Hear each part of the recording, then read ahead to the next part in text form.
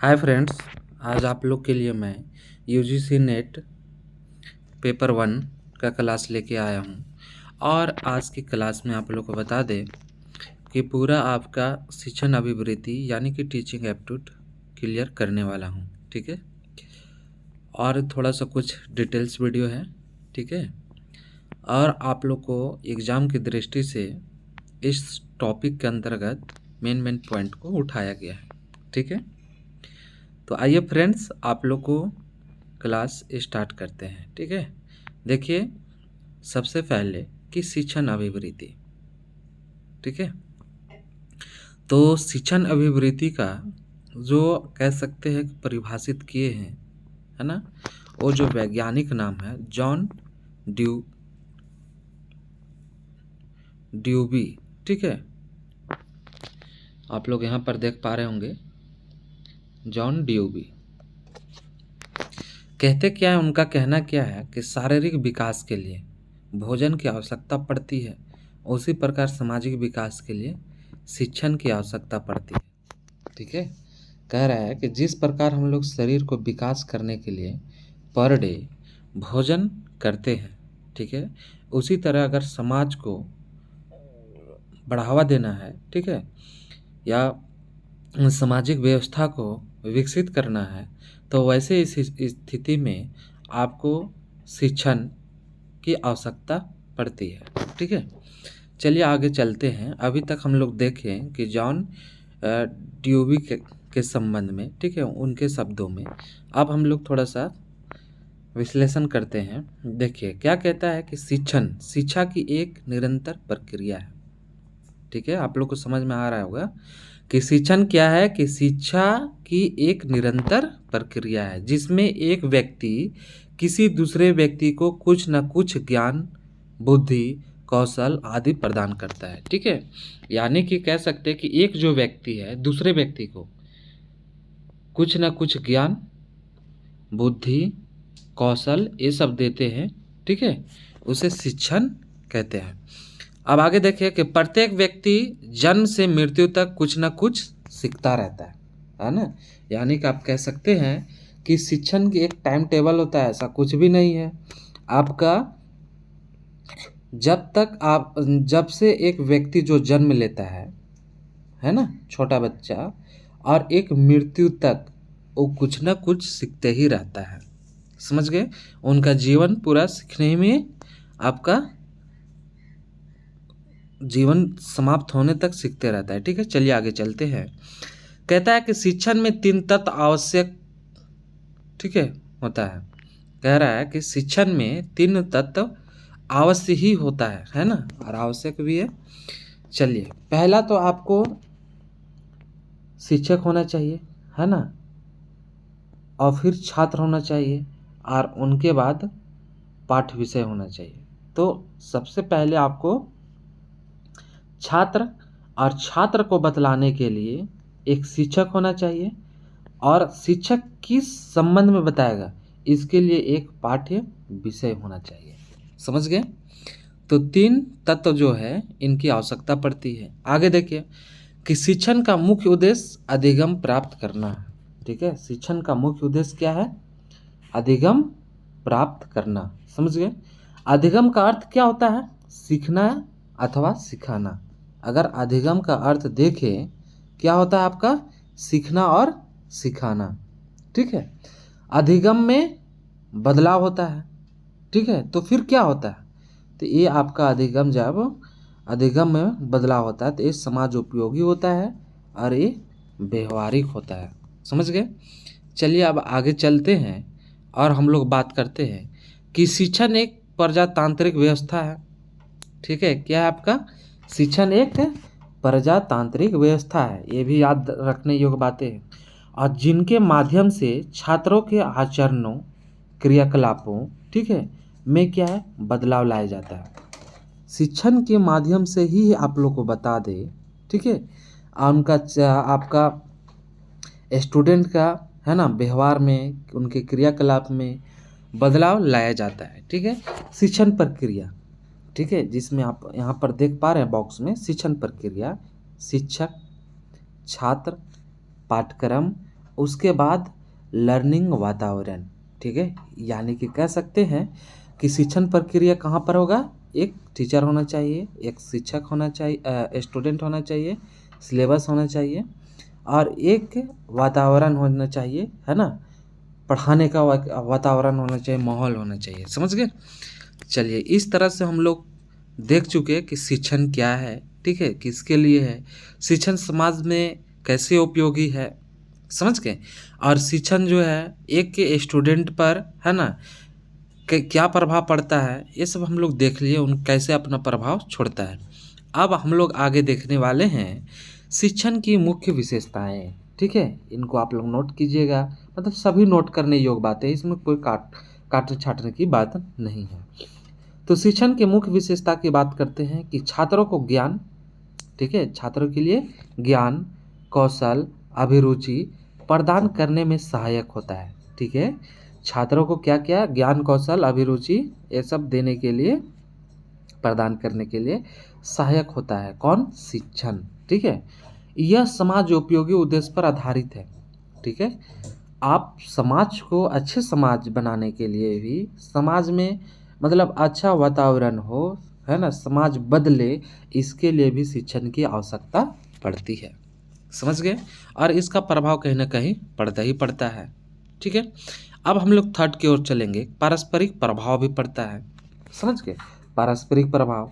Fourth है कि शिक्षक शिक्षण योग्य परिस्थितियां उत्पन्न करता है। शिक्षक जो है शिक्षण योग्य क्या है, एक परिस्थितियां उत्पन्न करता है, वातावरण उत्पन्न करता है, माहौल बनाता है, ठीक है। पांचवा क्या है, अंतःक्रिया का संबंध, है ना, इसका भी आपका विशेषतम क्या है, अंतःक्रिया का संबंध। और सिक्स कहता है त्रिध्रुवीय प्रक्रम का आधारित है, ठीक है। त्रिध्रुवीय बोले, एक आपका स्टूडेंट हो गया, एक हो गया टीचर हो गया और एक आपका सिलेबस हो गया, एक क्या हो गया आपका त्रिध्रुवीय, इसलिए इसे त्रिध्रुवीय कहा गया है। समझ गए। चलिए फ्रेंड्स, अब आगे हम लोग चलते हैं। अब आप लोग को मैं बताता हूँ शिक्षण की प्रकृति, ठीक है। क्या बताने वाले हैं, शिक्षण की प्रकृति, आप लोग को समझ में आना चाहिए। शिक्षण की प्रकृति, शिक्षक एक कला है ना। अगर पूछे शिक्षण की प्रकृति, शिक्षण क्या है, ठीक है, तो आप लोग को समझ में आना चाहिए शिक्षण एक कला है, शिक्षक एक विज्ञान भी है, ठीक है। और शिक्षण कला और विज्ञान दोनों है। समझ गए। शिक्षण गतिशील, सामाजिक और मानवीय परिस्थितियों पर निर्भर, है ना, है। तो आप लोग बता दें कि शिक्षण क्या है, कला, विज्ञान, ठीक है, दोनों है, और गतिशील, सामाजिक और मानवीय परिस्थितियों पर क्या पड़ता है, आपका निर्भर करता है, ठीक है। तो आप लोग को समझ में आ गया कि शिक्षण की प्रकृति कैसी है। अब देखेंगे हम लोग शिक्षण के उद्देश्य, ठीक है। शिक्षण के उद्देश्य देखिए, आप शिक्षण के उद्देश्य में आप लोग देखिए कि अधिगम प्राप्त करना, क्या है, अधिगम प्राप्त करना इसका मुख्य उद्देश्य है। उनके बाद समाज उपयोगी व्यवहार में परिवर्तन लाना, ठीक है, जो समाज के हित में हो। उनके बाद है छात्रों के व्यवहारों, कृतियों में बदलाव लाना, और छात्र समाज का ही एक प्रमुख अंग है। आप लोग बता दें, छात्र जो है एक समाज का एक प्रमुख अंग है, और एक दिन जाकर वही स्टूडेंट जो है समाज का एक व्यक्ति बनता है, अच्छा खासा व्यक्ति बनता है, और उससे फिर वो उदाहरण पेश होता है, ठीक है। तो इसमें बता दें कि छात्रों का व्यवहार, कृतियों में बदलाव लाना भी इनका एक उद्देश्य है। अगला आप बताते हैं पॉइंट कि समाज के विकास में सहायक सिद्ध होता है। क्या होता है आप लोग को, समाज के विकास में सहायक सिद्ध होता है आपका शिक्षण, ठीक है। तो इस तरह से हम लोग शिक्षण समझ पाए, ठीक है। चलिए, अब आगे हम लोग देखने वाले हैं शिक्षण स्तर, ठीक है। और शिक्षण स्तर से आप लोग के लिए क्वेश्चन तो रहता ही रहता है, समझ के लिए, इसलिए इसको VVI में रखा गया है, 100% की बात किया गया है। और शिक्षण स्तर और लेवल की बात करें, है ना, लेवल ऑफ टीचिंग, तो इसमें रहता है पहला स्मृति लेवल, है ना, उनके बाद आपका बोध स्तर, स्मृति स्तर, ठीक है, उनके बाद चिंतन स्तर। तो स्मृति स्तर, बोध स्तर और चिंतन स्तर, इस तरह से हम लोग 3 स्तर को, लेवल को देखें, ठीक है। अब हम लोग आगे बारी बारी से देखेंगे। चलिए, उससे पहले कुछ बातें को ध्यान देते हैं। देखिए, क्या है कि शिक्षण अधिगम का उद्देश्य एक प्रकार से अधिगमकर्ता के व्यवहार में आवश्यक परिवर्तन लाना होता है। ठीक है, क्या कहता है कि शिक्षण अधिगम का उद्देश्य एक प्रकार से अधिगमकर्ता के व्यवहार में आवश्यक परिवर्तन लाना होता है। यानी कि शिक्षण इसलिए किया जाता है ना, टीचिंग इसलिए किया जाता है, शिक्षण इसलिए दिया जाता है कि जो अधिगम करता है ना, लर्नर है, जो स्टूडेंट है, छात्र है, उसका व्यवहार में, ठीक है, परिवर्तन होना चाहिए। ठीक है, समाजोपयोगी परिवर्तन होना चाहिए। अगर आप कह सकते हैं उनका जीवन के लिए मतलब जो पढ़ाई से संबंधित हो, ठीक है, कमाई भर से संबंधित हो उनका, ठीक है, रोजगार से संबंधित हो, तो उनके आवश्यक परिवर्तन कह सकते हैं, उन पॉइंट को आवश्यक परिवर्तन के अंतर्गत ले सकते हैं। तो इस तरह से उनका अधिगमकर्ता के व्यवहार में परिवर्तन होना चाहिए। चलिए अब हम लोग आगे चलते हैं और आप लोग को बता दें कि स्मृति, अभी जो हम लोग देख रहे थे, स्मृति स्तर का शिक्षण अधिगम, ठीक है, यानी कि टीचिंग लर्निंग, है ना, ऑफ मेमोरी लेवल। ठीक है, कहता क्या है कि मॉरिस एल बेग्गी, ठीक है, इनको आप लोग याद रखिएगा कि ये जो है आपका स्मृति स्तर के संबंध में अपना विचार को रखे थे। मॉरिस एल बेग्गी स्मृति स्तर के शिक्षण अधिगम को एक ऐसे शिक्षण अधिगम कार्य की संज्ञा दी जा सकती है जिसका उद्देश्य दी हुई पाठ्य सामग्री को रटने के अतिरिक्त और कुछ नहीं है। ठीक है, क्या है, बताया जा रहा है कि पाठ्य सामग्री को रटने के अतिरिक्त और कुछ नहीं है। कौन कहते हैं, मॉरिस कहते हैं। ठीक है, अब आगे देखते हैं हम लोग कि आपका अधिगम कर्ता को इस कार्य में केवल अपनी स्मरण शक्ति को उपयोग में लाना होता है। ठीक है, आप लोगों को बता दें कि स्मृति स्तर में अधिगम जो कर्ता होता है, ठीक है, इसमें वो स्मरण शक्ति का सबसे ज़्यादा उपयोग करता है। ठीक है, और उपयोग में लाता भी है, यानी कि रटता है ना। स्मृति स्तर का शिक्षण अधिगम सबसे निम्न स्तर का माना जाता है। ठीक है, स्मृति स्तर का जब शिक्षण की बात की जाए तो अधिगम जो है सबसे निम्न स्तर को माना जाता है, मतलब सबसे शुरुआती, सबसे छोटा, पहले, ठीक है, माना जाता है। तो अब इसी तरह से हम लोग स्मृति स्तर के कुछ विशेषताएं देखते हैं कि आपका स्मृति स्तर के शिक्षण अधिगम की विशेषता है।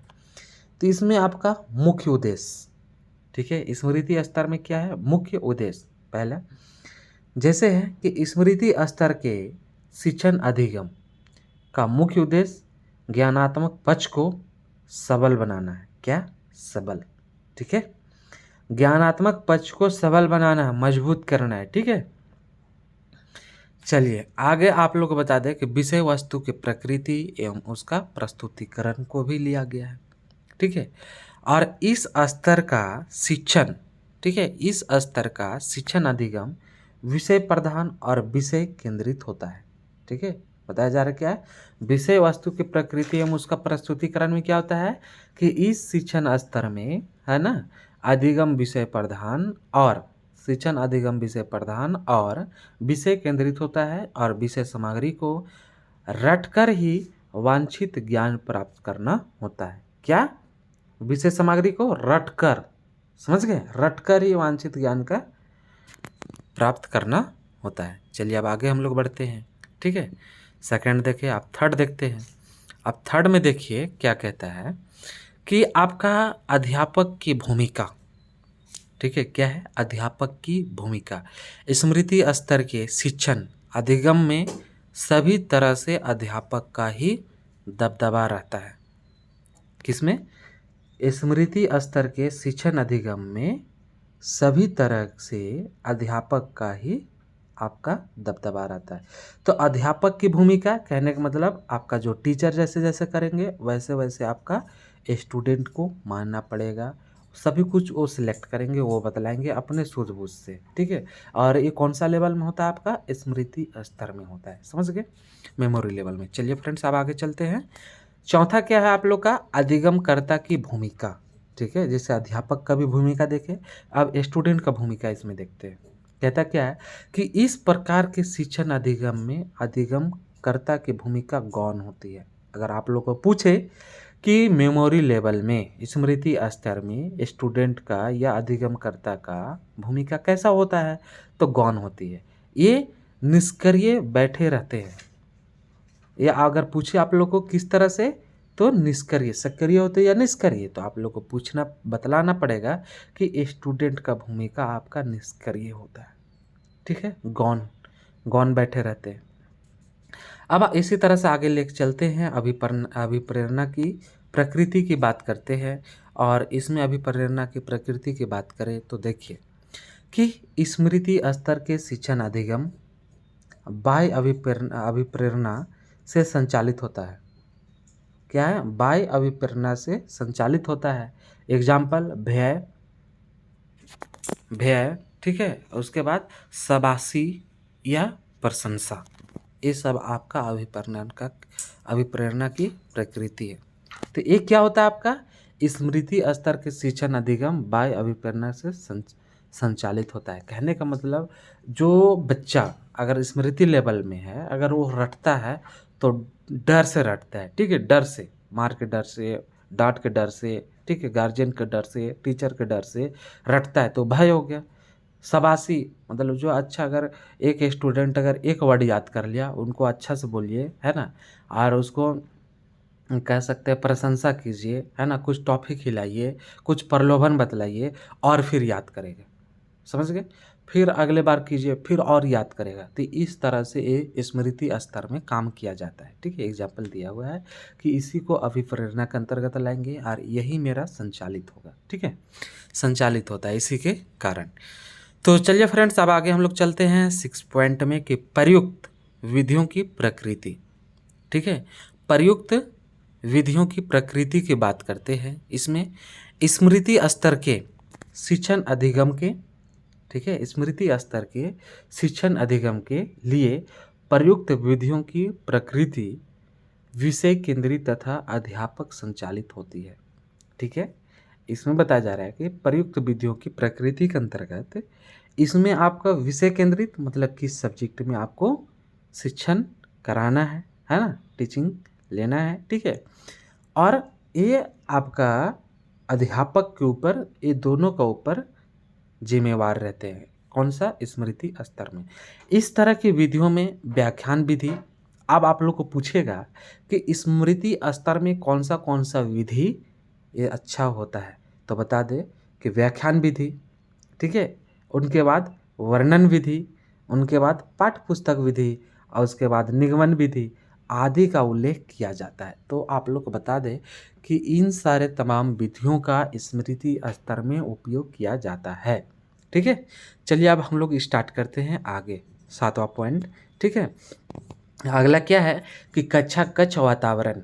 ठीक है, कक्षा कक्ष वातावरण, कक्षा कक्ष वातावरण की बात करें तो यहाँ पर देखिएगा कि स्मृति स्तर के, ठीक है, स्मृति स्तर के शिक्षण अधिगम में, स्मृति स्तर के शिक्षण अधिगम में अंतःक्रिया के पर्याप्त अवसर नहीं मिलने तथा छात्रों द्वारा एक मुखदर्शक तथा निष्क्रिय श्रोता की भूमिका निभाते रहने के कारण कक्षा का वातावरण पूरी तरह से नीरस तथा बोझिल सा बना रहता है। ठीक है, तो बता दें कि कक्षा कक्ष के वातावरण की बात करें स्मृति स्तर के को टीचर एक साइड से बोलते चले जाएंगे, रटाते चले जाएंगे, समझाते चले जाएंगे। ठीक है, स्टूडेंट केवल उनकी तरफ देखते रहेंगे। ठीक है, और पूरा का पूरा क्लास के वातावरण पूरा शांत माहौल बना रहेगा, है ना, बोरिंग सा लगेगा, बोझिल सा लगेगा, ये स्टूडेंट को लगता है। ठीक है, तो इस तरह के आपको स्मृति स्तर में ही होता है। ठीक है, और अंतःक्रिया का इसमें पर्याप्त अवसर नहीं मिलता है ना, मतलब वैसा चांस मिलता ही नहीं है, अवसर प्राप्त होता ही नहीं है। समझ गए? तो इसलिए बताया जा रहा है कि इसमें 7वां में कि कक्षा कक्ष के वातावरण आपका स्मृति स्तर में होता कैसा है। समझ गए? तो हम लोग देखें 7वां पॉइंट। अब 8वां की ओर बढ़ते हैं 8 में। ठीक है, चलिए 8 में हम लोग देखते हैं क्या है। 8 में देखिए कि परीक्षण की प्रकृति, परीक्षण की बात आता है तो इनकी देखा जाए प्रकृति की स्मृति स्तर के शिक्षण अधिगम के परीक्षण और मूल्यांकन। ठीक है, देखिए परीक्षण और मूल्यांकन की बात की जाए किस लेवल में, स्मृति स्तर के लेवल में, कि योजना बनाने के लिए विशेष ध्यान रखा जाता है। या विशेष ध्यान किस लिए, क्योंकि यह स्मृति स्तर का है। उसके द्वारा विद्यार्थियों ने अपनी स्मरण शक्ति द्वारा जो ज्ञान प्राप्त किया है। ठीक है, अब इसमें ध्यान भी दिया जाता है कि विद्यार्थियों द्वारा, है ना, अपनी स्मरण शक्ति द्वारा जो भी ज्ञान प्राप्त किया है उस संबंध में ही परीक्षण और मूल्यांकन लिया जाता है। समझ गए। चलिए अब आगे हम लोग देखते हैं। इस तरह से हम लोग का 8वां समाप्त होता है। ठीक है, अब हम लोग को नया टॉपिक स्टार्ट होता है स्मृति स्तर में। स्मृति स्तर का कुछ गुण देखेंगे और दोष देखेंगे। यार ये सब आप लोग का एग्जाम में आता ही आता है। ठीक है, और आप लोग को जानना चाहिए, काहे कि आपका जो क्वेश्चन का जो पैटर्न है कथन और निष्कर्ष जैसे आ रहे हैं। ठीक है, यानी कि कह सकते हैं कि आपका कूटनीति का उपयोग किया जा रहा है। तो चलिए हम लोग देखते हैं कि इनका आपका स्मृति स्तर के शिक्षण अधिगम के गुण और दोष क्या क्या हैं। तो पहले हम लोग देखेंगे गुण। तो गुण की बात की जाए तो इसमें देखिए कि इस स्तर का शिक्षण अधिगम छोटे बालक के लिए उपयुक्त तथा सुविधाजनक सिद्ध हो सकता है। ठीक है, मतलब गुण क्या है कि छोटे बालक के लिए जो ये स्तर है उपयुक्त और सुविधाजनक होगा। समझ गए इस स्तर का। उनके बाद कहता है कि जिन विद्यार्थियों में मानसिक शक्तियाँ पूरी तरह से विकसित नहीं हो पाती उन छात्रों के लिए स्मृति स्तर से अधिक लाभ मिलने की संभावना रहती है।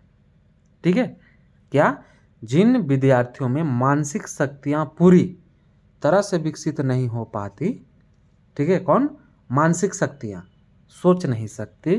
ठीक है, इस तरह से अगर उनका विकास नहीं होता, उनका मानसिक शक्तियाँ विकसित नहीं होती, तो वैसे स्थिति में उन छात्रों के लिए स्मृति स्तर अधिक लाभ, है ना, अर्जित करवाएगा। ठीक है, या मिलने की संभावना है स्मृति स्तर से। चलिए ठीक है फ्रेंड्स, अब आगे हम लोग चलते हैं कि आपका स्मृति स्तर के शिक्षण अधिगम द्वारा बालकों को अपनी स्मरण शक्ति को, ठीक है, विकसित करने तथा उनका पूरा पूरा उपयोग करने का अवसर प्राप्त होता है। समझ गए।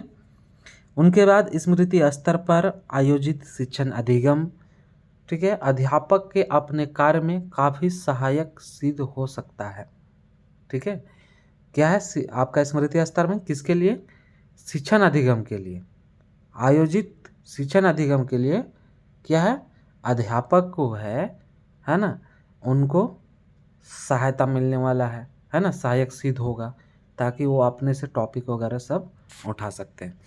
तो इस तरह से हम लोग देखें लाभ। अब हम लोग देखेंगे गुण देख लिए, लाभ देख लिए, अब हम लोग देखेंगे दोष। ठीक है, कि वास्तव में दोष क्या है किसका, स्मृति स्तर में। तो स्मृति स्तर का दोष पहला बताया जा रहा है कि रटकर जो ज्ञान प्राप्त किया जाता है, क्या, रटकर, ठीक है, उसे स्मृति में संजोए रखना कठिन होता है। मतलब याद करके दिमाग में रखना बहुत कठिन होता है। समझ गए। इस प्रकार का शिक्षण अधिगम अध्यापक तथा छात्रों के बीच किसी प्रकार की उपयोगी अंतः प्रक्रिया का अवसर प्रदान नहीं करता। ठीक है, तो इसमें आप लोग को बता दें कि इस लेवल में, है ना, इस स्मृति स्तर में टीचर, है ना, अध्यापक और स्टूडेंट, छात्र दोनों का बीच अंतः प्रक्रिया का समय या अवसर बोल सकते हैं नहीं मिलता है। समझ गए। और इस तरह से हम लोग देखें दोष। ठीक है, अब हम लोग देखने वाले हैं स्मृति स्तर। ठीक है, स्मृति स्तर संबंध में आपका मुख्य प्रस्तावक जो थे, ठीक है, उनके संबंध में बात करेंगे कि कौन दिए थे। ठीक है, तो मुख्य प्रस्तावक आपका मेमोरी लेवल जो है स्मृति स्तर का फ्रेडरिच हर्बर्ट है। इसे आप लोग याद कर लीजिए, नोट भी कर लीजिए। इसका पहला चरण है, यह तथ्यों को रटने और अभ्यास करने के लिए प्रेरित करता है। इनका जो थॉट है क्या कहता है, तथ्यों को रटने और अभ्यास के लिए, ठीक है, बार बार अभ्यास कीजिए, लिखिए, रटिए, समझे। उनके बाद सूझबूझ का अभाव रहता है, इसमें बताया जा रहा है आपका स्मृति लेवल में सूझबूझ का अभाव पाया जाता है। अभिप्रेरणा का स्तर भी न्यूनतम पाया जाता है, समझ गए। जैसे हम लोग तभी अभिप्रेरणा देख रहे थे, वो न्यूनतम रहता है, गिरा हुआ रहता है, ठीक है। जैसे यहाँ पर बताया गया एग्जाम्पल में, संस्कृत व्याकरण, अंग्रेजी स्पोकन, इतिहास विषय के लिए शिक्षण में सफल एवं प्रभावशाली होता है, समझ गए। तो आप लोग बता दें कि आपका संस्कृत व्याकरण या फिर अंग्रेजी स्पोकन या हिस्ट्री जैसे आपके सब्जेक्ट के लिए, विषय के लिए, इस आपका स्मृति लेवल का, है ना, स्तर का प्रभावशाली होता है, ठीक है। क्या मतलब, इसके लिए स्मृति लेवल अच्छा खासा है इन सब आपको विषय के लिए याद करने के लिए, ठीक है। नोट कह रहा है कि अक्षर ज्ञान, गिनती, पहाड़ा आदि को रटना होता है, न कि समझना, ठीक है। इसमें बताया जा रहा है कि अक्षर को, गिनती को, पहाड़ा को, ये सब क्या है, रटना ही पड़ता है, न कि समझना पड़ता है, समझ गए। और इस सब के लिए आपका स्मृति लेवल का होना आवश्यक है, स्मृति स्तर में रटना आवश्यक है, ठीक है। तो इसमें फिर मूल्यांकन की बात की जाए, मूल्यांकन किस तरह से किया जाता है, ठीक है, इस स्तर में। तो मूल्यांकन यहाँ पर आपका मौखिक प्रश्न पूछकर, लिखित प्रश्न पूछकर और निबंध प्रश्न पूछकर मूल्यांकन किया जाता है, ठीक है। और ये आपका हम लोग जो देखें, ये आपका फ्रेडरिच हर्बर्ट के अंतर्गत देखे स्मृति स्तर, ठीक है, ठीक है। मतलब स्मृति स्तर में इन्होंने, इस वैज्ञानिक ने आपका समर्थन किए और इनका योगदान रहा और ये अपना विचार को लाए। तो ठीक है फ्रेंड्स, आप लोग को अच्छा लगा होगा पेपर 1 की क्लास, ठीक है। और इसी तरह से आप लोग को हर एक यूनिट की, ठीक है, ये यूनिट कंप्लीट होने के बाद आप लोग को क्लास लेते आएंगे, ठीक है। और आप लोग को बदलते पैटर्न के अनुसार आप लोग तरह तरह त्रुटियों से, ठीक है, जो आप लोग को छूट जाता हो, समझ नहीं आता हो, पैटर्न जो बदल रहा है, उनके अनुसार से आप लोग को फ्री में सभी कुछ उपलब्ध कराने का प्रयास करेंगे, ठीक है। खास तौर पर आप लोग को बता दें कि कथन निष्कर्ष जैसा जो क्वेश्चन रहता है ना, कूटनीति का क्वेश्चन रहता है, ऐसे क्वेश्चन को आप आराम से सबसे ज़्यादा हल कर सके, इसके लिए इन पर विशेष ध्यान दिया जाए, ठीक है फ्रेंड्स। अगर आपको अच्छा लगे तो लाइक कीजिए, ठीक है। और कुछ सुझाव है, आप कुछ पूछना चाहते हो तो कमेंट बॉक्स पर लिखिए। साथ ही आप लोग को बता दें कि इसे अधिक से अधिक मित्रों के पास भी शेयर कीजिए। Thank you friends.